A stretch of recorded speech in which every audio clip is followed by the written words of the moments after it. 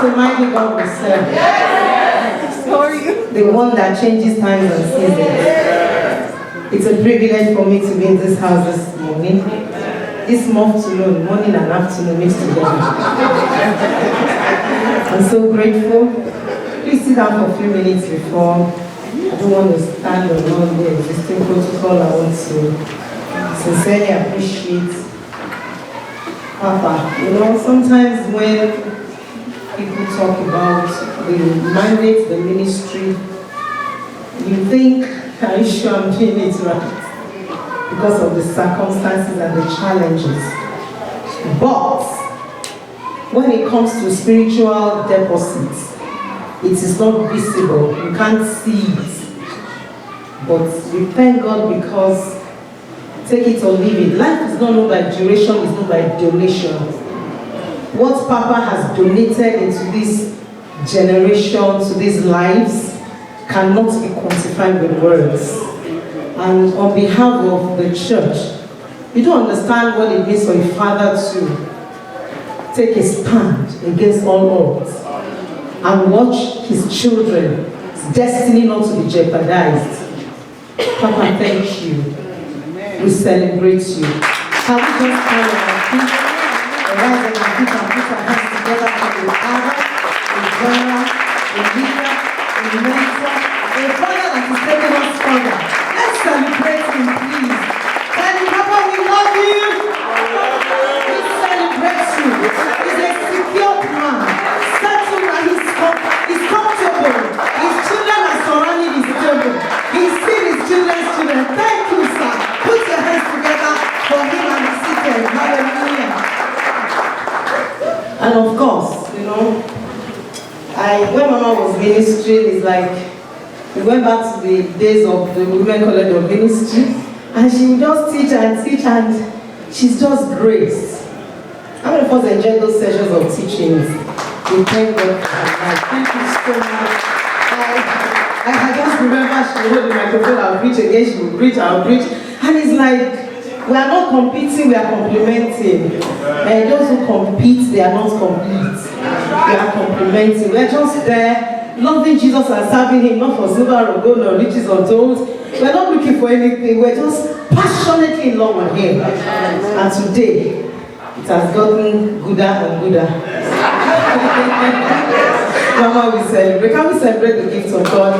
You know, the beautiful thing is, Papa knows his strength, Mama knows he has strength, so they're just basking. Praise the Lord.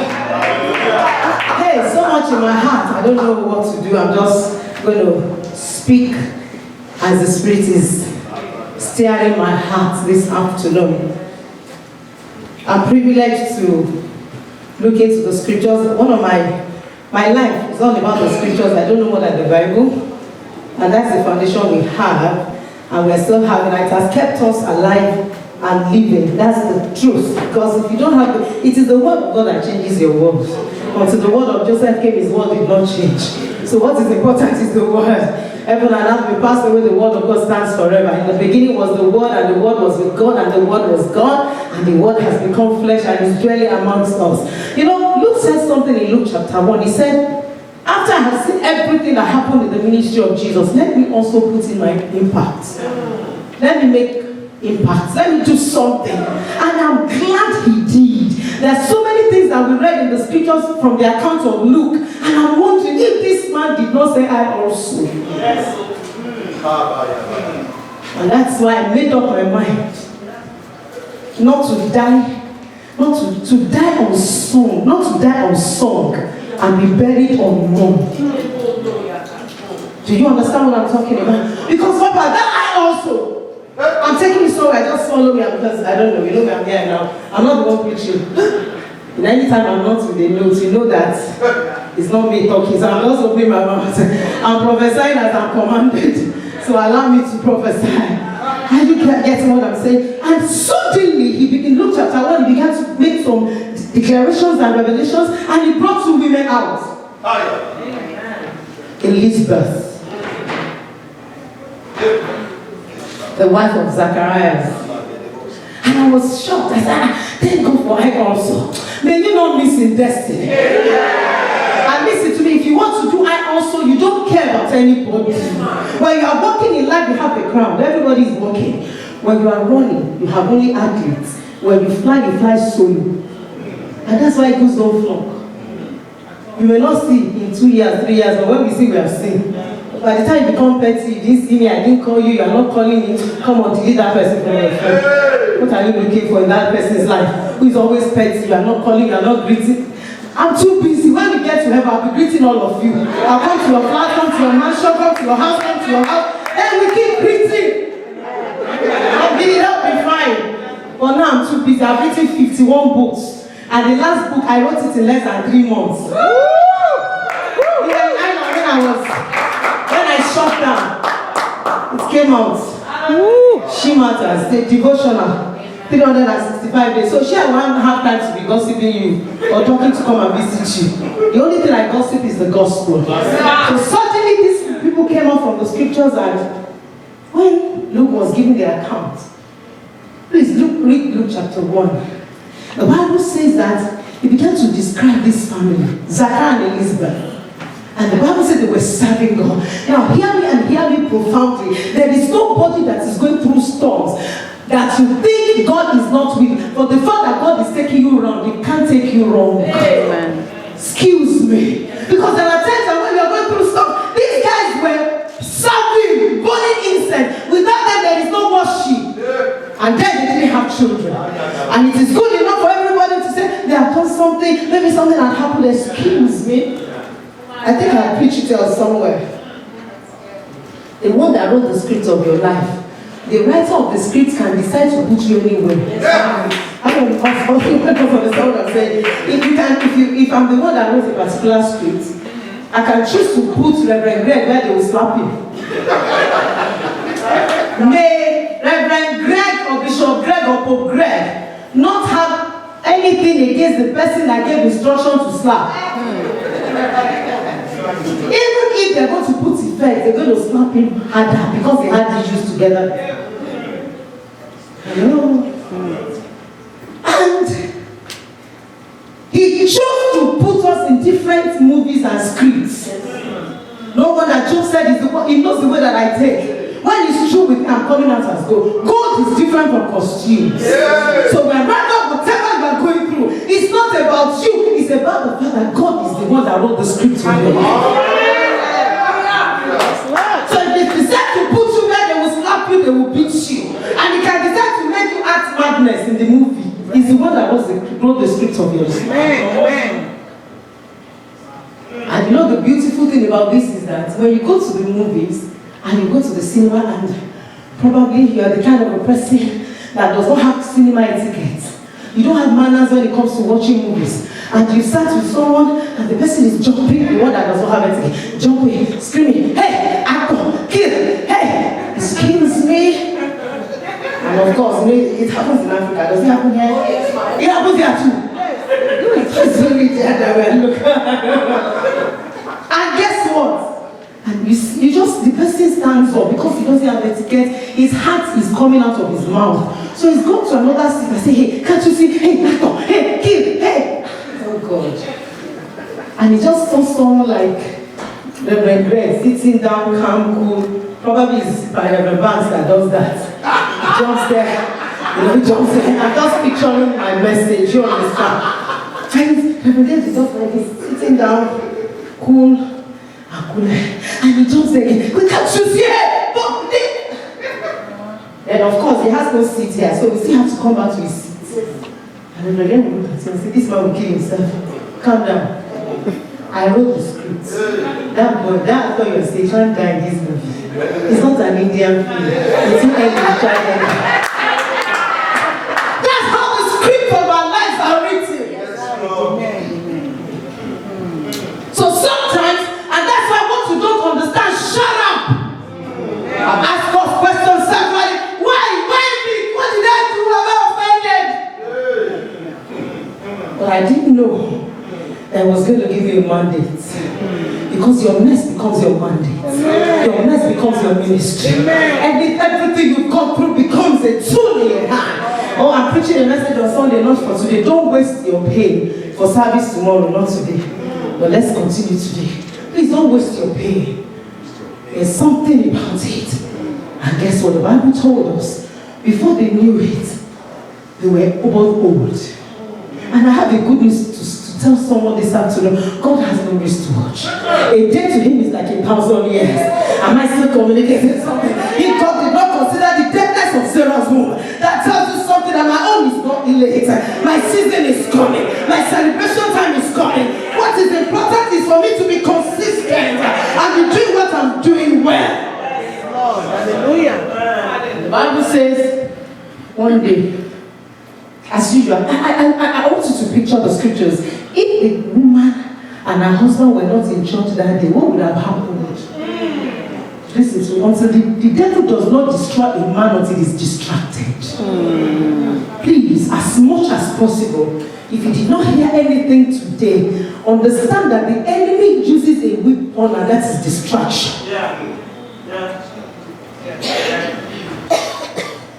Distraction is one of the tools in the hand of the enemy. One of the things that makes a woman to just lose her head, lose her heart, lose everything is when everything is falling apart and you can't pick it.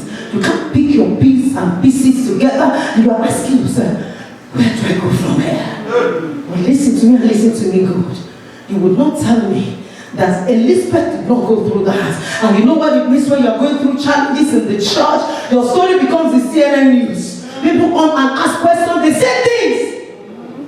They ask questions, they query your integrity and dignity. Keep mocking me, God is going to make you. Every point of my mock is a gradual process for my making. Watch me. And suddenly, the Bible said there was a visitation. I'm taking you somewhere. I'm going around. It was towards the end of this preaching. I just want to lay a foundation. The Bible says that the angel appeared to Zacharias and told him he was going to get pregnant. And sometimes I look at God. You know, God has a way of processing us. Some of you, if you are too big to be formed, you'll be too big to become. Some of the things that is going on in your life is a preparation for the heart. Listen to me. I didn't know God was preparing me for the storm, for challenges. I didn't know. No wonder I was building my muscles. I was not ready to preach. I was ready to grow. I'm not a Christian. I'm not a preacher. I'm a Christian. Because if I had been, I was not even allowed to preach. You don't understand what I've been through. My husband will take me to the airport. They will pay my business class to go and preach. Are you listening to me, ladies in the house? And you will not give me a microphone in the church. But I'm a Christian. I'm not a preacher. My validation is not on the pulpit. I don't feel like preaching. You know how my legs and my bodies are shaking for the fact I'm going to stand here for 1 hour. I'm not joking. That's not where I find my fulfillment. I find my fulfillment in my love for him. Some of you are angry now. They don't allow you to preach. You don't know that standing on the pulpit is trouble for you. You're going to be accountable to God for whatever you speak out of your mouth in the lives of people. Somebody is not getting my others. So I was just crying. I told my children, if I die today, don't take my car. Don't struggle to get the house. Get into my library, you will survive any storm. My greatest asset are my books. I eat. Whatever I'm doing now, I'm belching. I'm not preaching. You know when you finish eating, you belch. That's the way I live my life. So when you are tired of my belch, you can let me go. That's the truth. Because I developed my muscles. And I didn't even know that there are other things sitting somewhere. I'm taking you somewhere, just come down. And the Bible says, as not knowing that Zachariah and Elizabeth were on the altar, probably what they are going through has so much got into them, they were not prepared for their miracle. Listen to me, ladies and gentlemen. You better get ready. And that's why somebody who is looking for the fruit of the womb after the baby comes, or maybe 1 month of pregnancy, all this morning sickness, and the person is scattered and shattered and is crying and is gone into depression. I asked them, did you prepare for this baby to start? Because really, if you prepare, you would have known that these things will follow. These signs shall follow any woman that is pregnant. They are vomit and throw saliva, either whatever, or eat as if you are whoever. And the Bible says that as soon as they were apprehended by the angel, especially the husband, the man said it's not possible. God said no. So all this spiritual investment, you will tell me that it's not possible. Do you know that, listen to me, spiritual negligence is costly. Listen, do you know that the same encounter Mary had with the angel is the same thing Zachariah had? Zachariah was deaf and dumb. Mary found grace, because to whom much is given, much is expected. And that's why we're talking about foundation. There are things that happens to you that scattered you, and God will say, what's your problem? I read the scriptures one day, Proverbs 12:14. He said, if you faint into that time of adversity, your strength is small. Another version says there is nothing to you in the first place. Another version says you have been post destiny. You are poor. You are not heavy. You are light. Because anybody can be carried. Challenges are for champions. One day I saw one of my daughters, she's been having some holiday. I said, sit down, baby, let me tell you half of my story. I said, Sean General. she just said, Mommy, Sean. She's a bank manager, very high up there. She said, Sean General. And I said, if you call any man a general in the army, you must have the size of bullets. So they say you're a general, where is the proof? Where is the proof?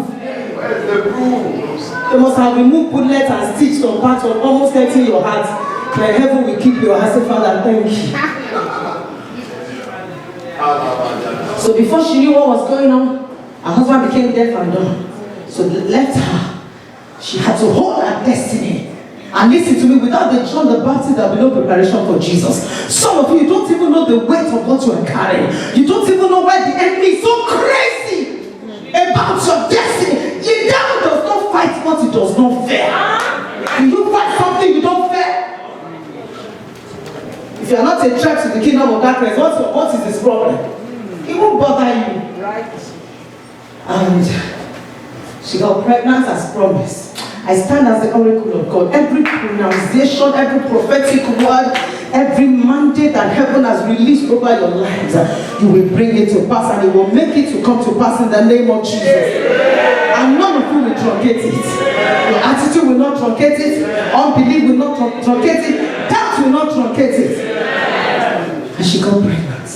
First one, and the Bible says she hid her pregnancy for some time. I want to digress. Look, Papa, when Papa left, Mama was too sure that she's on course. I said, Papa, when this Papa comes, she will just smile. You know with that smile, she can laugh anything out. That laughter is such a cover. I decided to tell somebody that is laughing. What does you want to say? I said, Papa. One day we went to the room. I can't remember. I said, Mama, what's going on? I said, Mama, you know what? There's a time for everything. I need to endure this season. And that was the best decision Papa made, to leave that side of eternity. I won't talk more. Let's leave that. And guess what?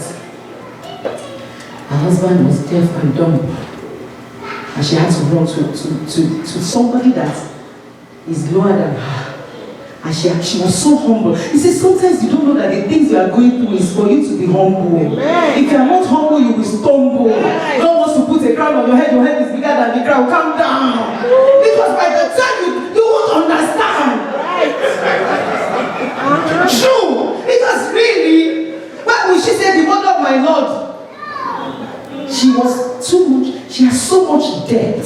Ladies in the house, don't be shallow. Go deep, go deeper. Love God, grow. If you are not growing, you'll be groaning. Amen. Let me digress. Let me share a little bit of my testimony with you. I didn't know I have a potential to be depressed, to go into mental case, mental sickness. I had it was sitting somewhere. I came from a very dysfunctional home. My mother divorced when I was 6 months. The allegation was adultery, so I'm a bastard. But there's no child that is a bastard. I'm not an accidental discharge. I'm not a misfit. I'm not a mistake. I'm born for a reason. Are you getting what I'm saying? But the seed of rejection was so deep on the inside of it. And listen to me, ladies and gentlemen. When you are saved, it is your spirit that is saved. Your soul and your body is not saved. That's how you can be born again and still be committing adultery. But I'm not saying that now. So before I knew it, one of the days I called my sister, I said, I need to know my dad. Because every child is a hero, you heard it. I've written one of my books, Love Notes to Fathers. We have 4 types of wrong fathers. We have a shadow dad, a missing in action dad, a boundary buster dad, and a traditional dad, and a critical dad. They are dangerous fathers in the life of a child. There's no child that is not fathered rightly that will have self-esteem to fulfill destiny. That's what Mama was saying. Tell your neighbor, trace it. Say face it. Erase it. And start replacing it. I didn't know that thing was there. So one day, why did my sister have to want to help me to locate my father? I sat in the store where my mother used to pack her cement, you know. And then I sat and I mixed cement. I wanted to drink it. I wanted to kill myself.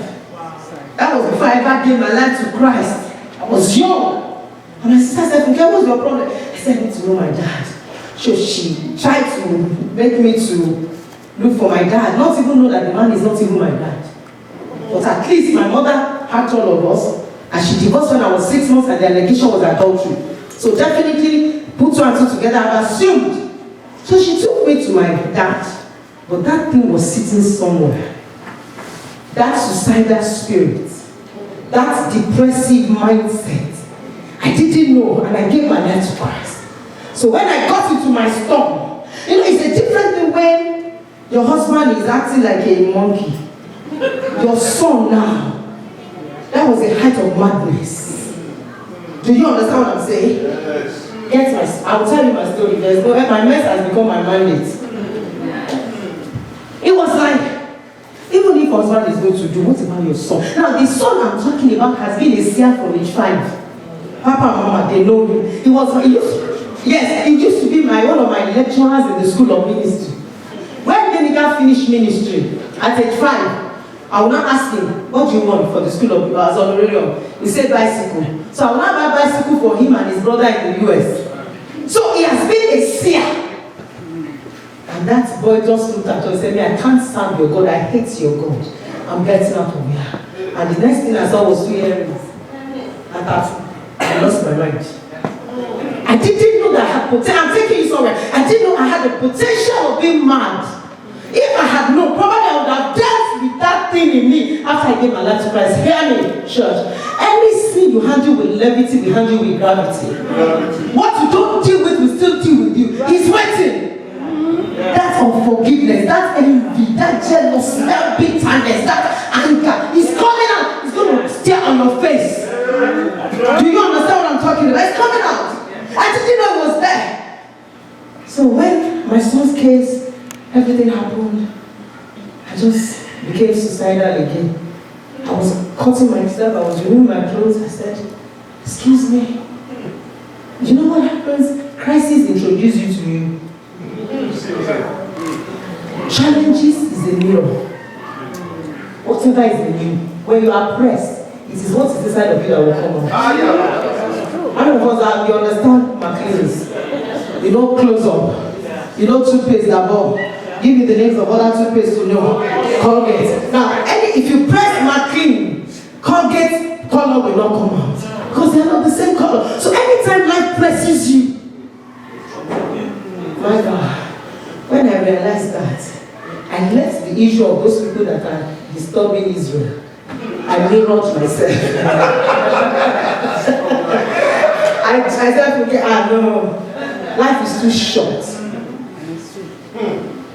Listen to me.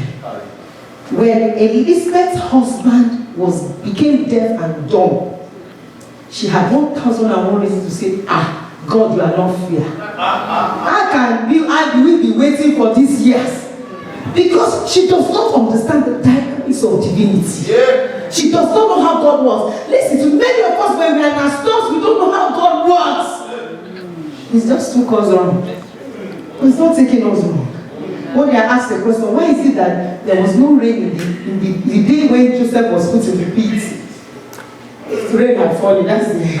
But one thing, like I told you, an actor in that movie, you will not die like that. It's just, God is just preparing you, He's cooking you, He's getting you ready for the height. Because when you begin to speak for what you have been through, you are going to speak as an institution, not like a dog. And that makes impact. There are preachers, there are pastors. What makes you relevant is what you have felt, you have touched, you have handled.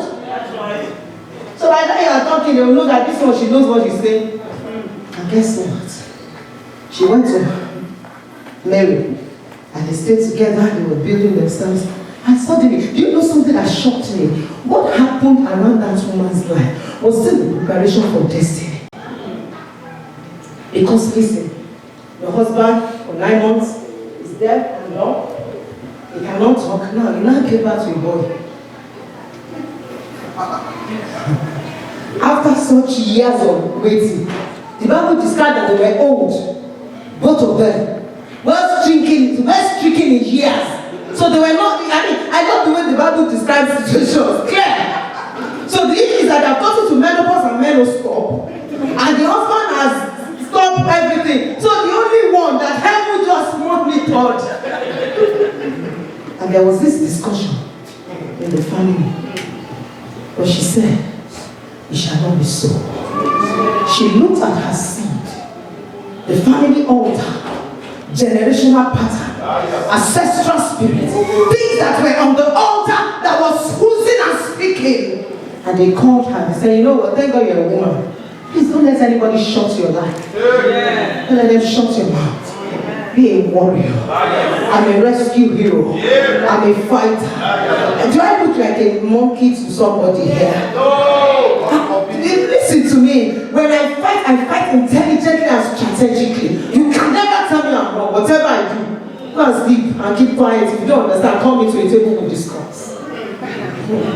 I will never do anything that is against the scriptures. I know what I'm doing. The Bible says, by knowledge the just is delivered. The Bible says it's not good for a soul not to know. The Bible says, my people are destroyed because they lack knowledge. There's no storm I've been through in my life that I don't have information about. Because it's for understanding makes you to stand. Understanding makes you to be outstanding. So when everybody is shaking, I just sit down and I'll cross my leg and say, excuse me, I know what I'm doing. I'm not a dummy. If I was almost 60, I'm a dummy, then I'm a dummy for life. That's true. I'm a grandmother, I'm sure you don't know. To be a mother is good, but grandmotherhood is another dimension. Oh, what am I saying? At my age, I can't be a stupid person. If you don't know where you're going, you should know where you're coming from. But you know what? Elizabeth made a statement that was very, very profound. She said, you don't understand. This 9 months of carrying this baby, let me share my testimony with you. My first son has been a seer from age 5. All of them, I said it before. And suddenly, I just lost faith in God. I had a house in London today because I took him when he was 14. I went to preach in Ghana for Mama Tete. She didn't allow me to preach. She was giving that I preached for over 25 churches. This is a solid. Mama was asking, did you go to Bible school? I said, no. Angels are the ones teaching him the scriptures. And suddenly he said, no. Mommy, I can't do what you're doing. I hate this God. Because of, listen to me, let me digress a little bit. When my time is up, let me know. The Bible says something about Mephibosheth. He was crippled both feet because war broke out in the family. Everybody stems from a home. Are you hearing me? When you are from a dysfunctional home, naturally, you are naturally dysfunctional. That's my heart, that's my calling, that's the core of my mandate. There's nothing I preach, I have to go to family system. Because when you are from a dysfunctional home, you carry 3 things. Don't talk. Don't feel. Don't talk. Don't feel. Don't talk, don't feel. I forgot the last one. And don't trust. They have trust issues.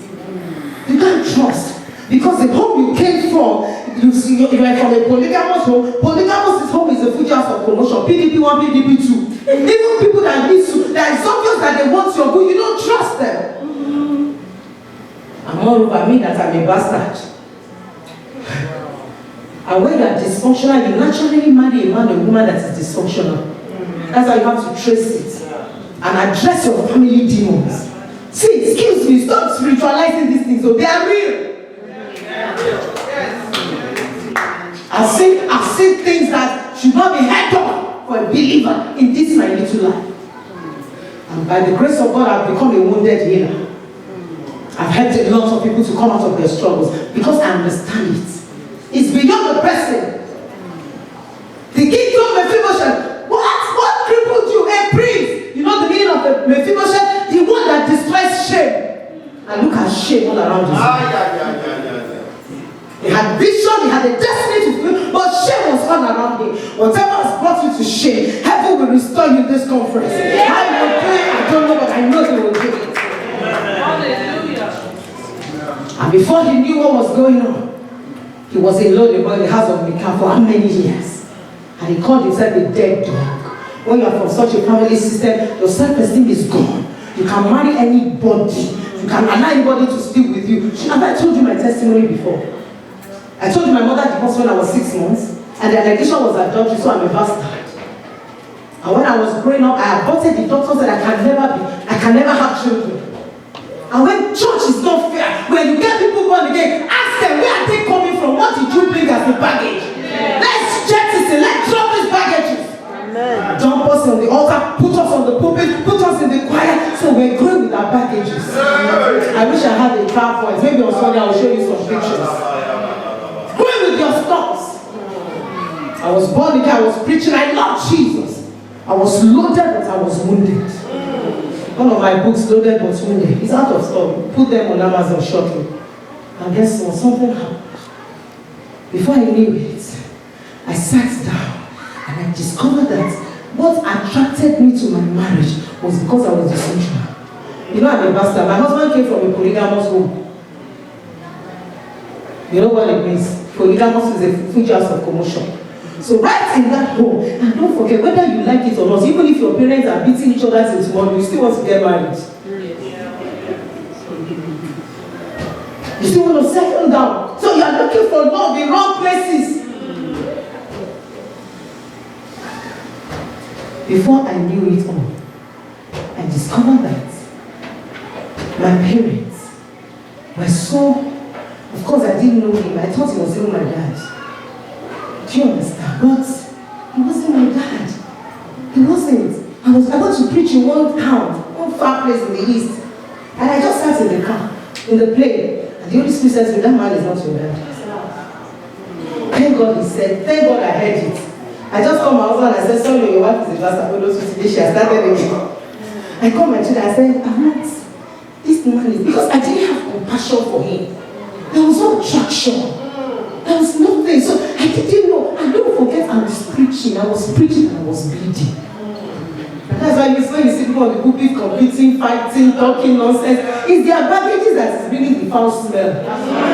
And if your life is not stinking, it's not speaking, it's thinking. So many unpleasant fragrance.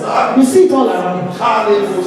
Because they don't pass on the pulpit and they did not ask us where are we coming from. Yeah. Don't know where we're coming from. And you know, when you are from such a background, rejection is your number one person. The spirit of rejection flows up, is around you. You want to be validated, you want to be seen, you want to be everybody's friend, you want to be a chameleon. And a chameleon does not have identity. You want to be everybody and you are nowhere. That's the point. Because you have not dealt with, before I understood the dynamics of recovery and all of that, I sat down for 2 years to deal with that, to deal with rejection. And I said, okay, rejection can only affect your feelings, not your future. Rejection is not a wall, it's a door that leads to another door. You wanted to seek asylum in your mother's womb, the womb rejected you. So it's not bad. So I was listen to me, one of the things that dysfunctional home does to you is to kill your self-esteem. Makes you to lose your person. You are not real. You know how women will make up? In my room, we have different things. Moisturizer. Age is breaking it down. Whether you like it or not, after some time, it will still break. Night cream, facial scrub soap. Facial soap is different. Then after that, you now put the concealer, you now put the foundation. Then there's another one, finish powder. It's all a makeup. I saw something today. Almost laughed my heart to the floor. One man just woke up with that. I couldn't see his wife. The man has removed wig. And he brought her to go, where's my wife? The only thing I'm here. He said, no, my wife. The man now prepared the wig. He said, okay, it's not me. That's the way we are. We put We hide under anger, under rain, under protection. What a come on, bring it out. Right. Free yourself. Because really, you won't be a leader. That's why they don't greet you, you're angry that somebody is not greeting you. They step on your toes, you're angry. You are just cranky, you're everywhere, you are nowhere. And guess what? I had so much in my heart. Before I knew it, let me go back to my son's life. Because I can't Elizabeth. Elizabeth told herself, I can't lose 2 months. You can't take my person and take my persons. Our life is too short. And she said to herself, watch me. Whatever you have to say, it shall not be so. Going back to my son's case, I looked at my son and I said, if God can trust me with the life of this young man, listen to me, it's the woman that releases destiny. It's not the man. It is what you release that is released. I'm so sorry. Go and ask the mother of Esau and Jacob. They were both nations. But one woman released one and truncated the life of the other one. I wish you would have said, Father, kill one. If I'm going to do this, just kill the other one. Kill Esau. You don't know what Mama was saying yesterday. Do you understand that for the fact that Esau is alive, that is where we have Boko Haram today. Yes. You know how many lives that is truncated. That's why woman is a generation. Yes. There's a woman her generation blesses. There's a woman her generation curses. There's a woman her generation ignores. When it comes to life, listen to every woman in the house. God has something in store for you. You can't mess up with the life of those children. You can't mess up with the life of your seed. Your seed must not die in your presence. Fight the fight. Fight the fight. Win the battle. You will win. You are not on the losing side. Fight the battle. You are battling for your seed. After my son was dropped, and I saw tattoo and piercings. A few days ago, I said, son, this your piercing is still. They said, Mom, that's the grace. That's where if you check that man. I was in his vigil. After I left there, he had a live vigil. The things that were happening, I said, God, you have made my eyes. I told God, I said, I can die now. I've seen my eyes have seen the goodness of God. But listen to me, it was not easy. It was not easy. The first thing I did, I told God, I said, God, my son wanted to run away because he didn't want to do ministry. He said, I can't do ministry and fake. I can't do ministry and do nonsense. If it's right, it's right. If it's not right, it's not right. And that's who I am, and that is his personality. You can't be sly. You just, no. Green is green, yellow is yellow. That's why if you come to that place, you want to do healing or deliverance, you bring your medical reports. If you don't bring it, you are not going to give testimony. Say, Mommy, I'm not a comedian. I want it done straight. So it's only a fool that allows proof. You must prove it before he does anything. And guess what? I looked at him and he told me, he said, I want to come to Canada. I said, okay, fine. Thank God. I went to one of my friends, and when I told my friend, I said, this person. It's not coming. He said, he wanted to, that time, he said he wanted to come. They just wanted to leave. And I told him, I said, son, you can't do this. I said, okay, at least all these grammars that you have taken all over the place, and you are befriending. At least I will take you up the hand of that mama, the grandma. So I went to Pastor Elsie. I preached for her severally. She just said, Reverend, do you know that there's a message that you preach, that Daddy Gio preached on redeeming your firstborn son? I said, have you done it? I said, no. He said, let's do it. Because I told him, I said, this man that wants to run away, he's a seer. Maybe God will tell you until you are about 10, you're going to play football. From childhood. I said, I lost my mind. I was everywhere. And suddenly I went to preach a week after in Lagos. The honorarium was 500,000. They said I should write a letter to Daddy Gio's box. I wrote it. That's $500,000. That's 5 years ago. I wrote a letter. I said, Daddy Gio, this is my son. He has been in ministry from childhood, but he has backslided. And I dropped, they said I should, it was my last son was in Redeemers University there, so I went to drop it on the altar. And Daddy replied, they shall be restored. It was as if the battle was into their 55. And one day my friend comes and said, anywhere I go, we are praying. Anywhere I go, I raise seed. I don't know who is preaching from the pit of hell. That seed does not speak. Seed speaks. How can you, oh my God, how can you drop a seed here and the earth is cool and the soil is loamy, the soil is good and it will not grow? Excuse me. As long as the earth remains, seed time and harvest will not cease. Are you getting what I'm saying? I don't know. The devil is crazy. And he wants to make you to miss the blessing that heaven has in store for you. I began to sow seed. One day I was told that there are some people, they pray. I said, what do they want? I said, 500,000. I said, take it. Just go and pray. Just go and pray. Just anything, prayers. One day I made a decision. I went on a 21-day fast. Between 12 and 3 every day, I will sit down. You know when we pray between 12 and 3, it's not a good time because that's the time you want to sleep. I was middle of the night, 12 to 3, I will sit down. When I'm dozing up, I'll go into the shower, I remove my clothes. This breast, you suck it. This one is letting. This bread, you suck it. I almost have my hand marked on my back. I said, Lord, baby, we are not going back. They cut to break it like make that me like with tears. For 21 days, no food. I had also, I was vomiting blood, I was preaching. I said, you can't kill my seed. You cannot mess up with my seed. Satan, you can't do this to me. When I was preaching in New York for Pastor Fumi, don't you allow me. My PA just called me and said, Mommy, we just packed Indian hair from Young Prophet's Jeep. Marijuana is Indian hair. I just packed it. I said, I checked it and I still had to preach. I was preaching, I was bleeding. And you know when the child is good, is your child. It's his daddy's child. When the child is bad, it's your child's child. Right. It is the intestine of the mother that they eat. You know your son. See your son.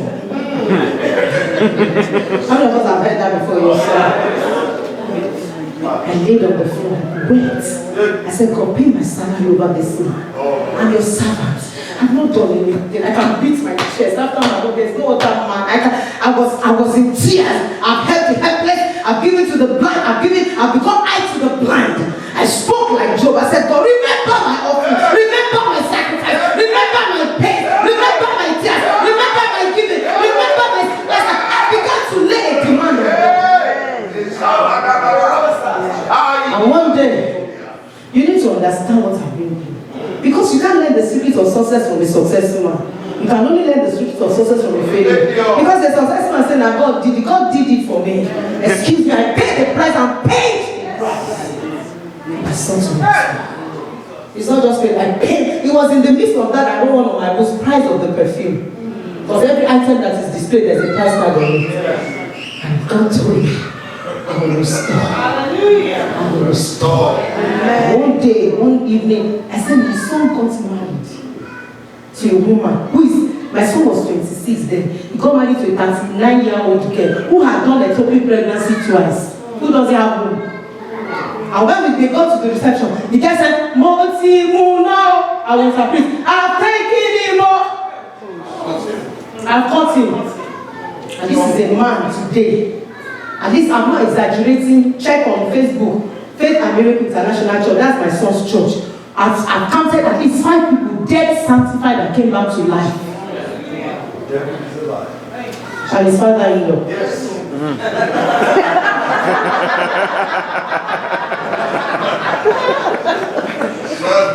I've gotten him. I went to the car. I can't talk again because I have no voice. Do you understand? Everybody, I'm the only old woman out. May the lion inside of you roar. May you fight for your sin. May you get angry for what belongs to you. May your sin not die in your hand. Lion in me was roaring. You know the scriptures that came to me. These scriptures was the one that changed my life. The name of that man was Whisper, Reverend. You remember the concubine of Saul? That lost his voice. It was when those boys died that she was now fanning the corpse of those children. I said, you will not die in my hands. I said, you will not die in my hands. I will take the cat before the horse. I I will not do what I'm supposed to do now and do it later. When I sit today, and Governor Smile sits in his church and his ministry, I said, "Mommy, I'm not seeing anybody, I'm not picking calls." He said, "Mommy, no, nobody will despise by you. He doesn't have a phone. He does not pick anybody's calls." He said, "Mommy, I'm not looking for money." One day he came to say, "Mom, are you sure I'm going to be poor like this?" I said, "Son, you can't be poor because he's not asking for money and does not take offering.